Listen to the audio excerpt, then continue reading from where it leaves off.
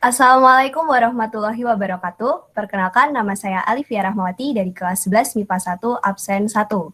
Pada video kali ini, saya akan mempresentasikan hasil pekerjaan saya, yaitu tentang ilmu medan dan kompas. Video ini dibuat untuk memenuhi penugasan Pramuka Blok. Selamat menyaksikan.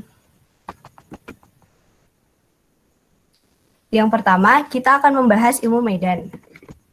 Ilmu medan adalah ilmu yang mempelajari bagaimana cara menentukan letak atau posisi awal perjalanan, tujuan perjalanan, dan arah perjalanan.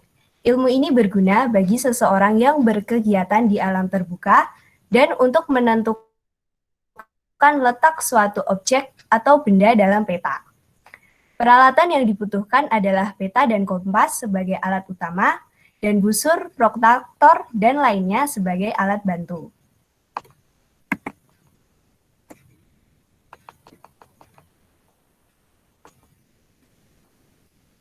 Selanjutnya, kita membahas tentang peta. Apa itu peta? Peta adalah gambaran keseluruhan atau sebagian isi bumi yang diproyeksikan pada bidang datar dengan metode dan perbandingan tertentu. Peta berfungsi untuk menunjukkan lokasi suatu wilayah, menggambarkan bentuk permukaan bumi, dan mengetahui jarak suatu tempat.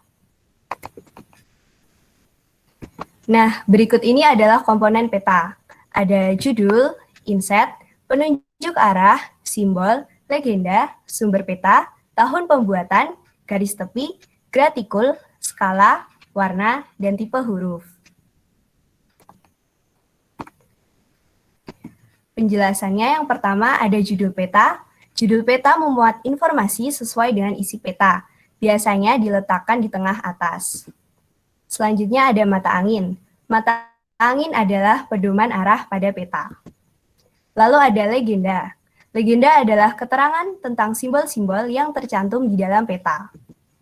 Lalu ada garis astronomis.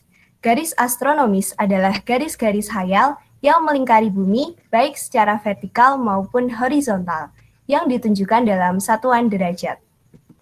Selanjutnya ada sumber peta. Sumber peta adalah keterangan tentang sumber data yang digunakan dalam peta. Jadi, peta dapat dipercayai. Selanjutnya ada garis tepi. Garis tepi berfungsi untuk membatasi ruang peta. Lalu ada skala. Skala adalah perbandingan jarak antara objek di dalam peta dan jarak sebenarnya di lapangan. Kemudian inset peta. Inset peta berfungsi untuk memperjelas posisi suatu wilayah yang ada di peta utama. Kemudian ada simbol. Simbol adalah gambar di dalam peta untuk mewakili kenampakan alam di permukaan bumi. Lalu ada lettering. Lettering adalah tulisan untuk mempertegas arti dari simbol-simbol yang ada di dalam peta. Kemudian ada warna peta. Perbedaan warna untuk menunjukkan perbedaan objek pada peta. Dan yang terakhir ada tahun pembuatan. Tahun pembuatan adalah tahun dibuatnya peta.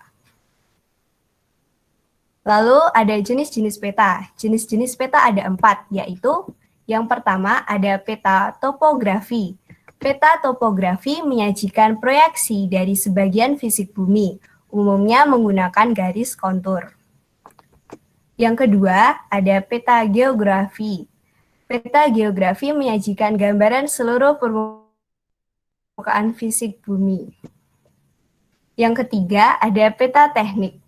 Peta teknik menyajikan gambaran proyeksi fisik untuk memenuhi kebutuhan teknik tertentu. Dan yang terakhir ada peta tematik. Peta tematik menyajikan data atau informasi yang mempunyai tema sehubungan dengan kedudukan geografisnya. Yang ketiga, kita akan membahas tentang kompas. Apa itu kompas? Kompas adalah seperangkat alat navigasi sebagai penunjuk arah kutub-kutub magnet bumi.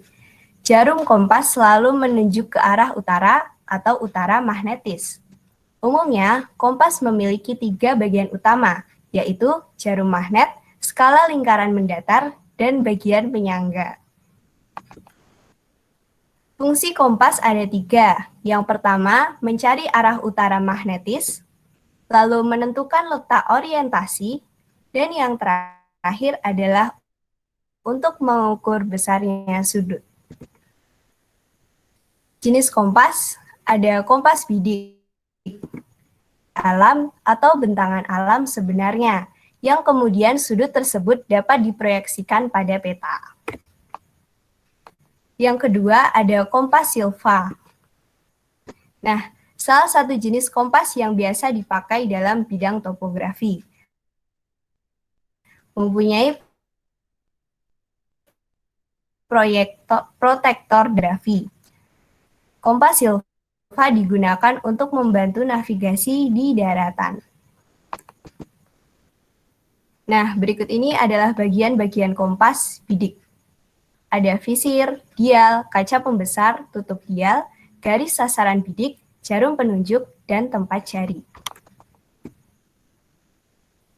Cara penggunaan kompas bidik yang pertama, buka tutup kompas dan posisikan tutupnya hingga tegak lurus. Kemudian tarik cincin untuk jempol. Yang ketiga, masukkan ruas pertama jempol kanan ke dalam cincin tersebut, lalu telunjuk sejajar dan memegang penutup yang berdiri tegak. Jari-jari lain memegang penutup kompas. Yang kelima, lengan lurus ke depan. Bisa juga meletakkan kompas pada tongkat statis.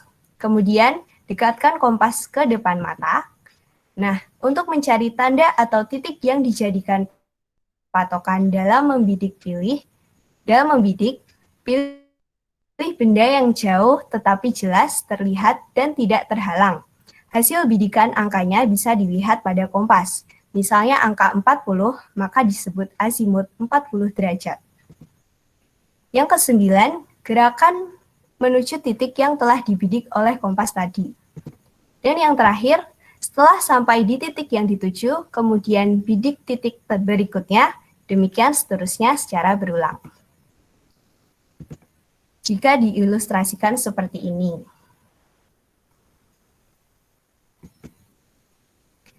Lalu ada azimut dan back azimut. Azimut adalah suatu harga sudut yang diukur searah jarum jam dari suatu referensi utara atau subjek menuju objek. Nah, sudut kompas sama dengan azimut. Lalu back azimut adalah pembidik membalik dari azimut. Bisa diartikan keterbalikan dari azimut atau objek menuju subjek. Cara mencari azimut, jika azimutnya kurang dari 180 derajat, maka back azimut, cara mencarinya yaitu azimut ditambah 180 derajat.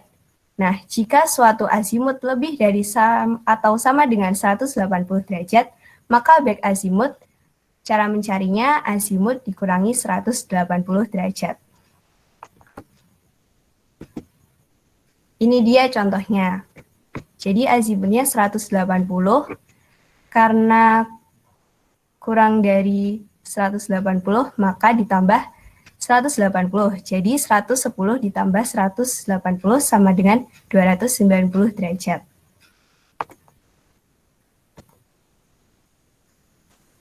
Pembahasan yang terakhir yaitu orientasi. Ada orientasi peta. Orientasi peta adalah mengutarakan peta atau dengan kata lain menyesuaikan letak peta dengan bentang alam yang kita hadapi. Hal ini merupakan cara atau prosedur yang pertama kali harus dilakukan bila kita akan melakukan orientasi peta dan medan. Yang kedua ada orientasi medan. Nah, ini adalah cara untuk membaca kenampakan medan dan disesuaikan dengan peta, juga untuk mengetahui arah dan posisi kita di lapangan. Sekian dari saya, bila ada kesalahan mohon dimaafkan. Terima kasih atas perhatiannya. Wassalamualaikum warahmatullahi wabarakatuh.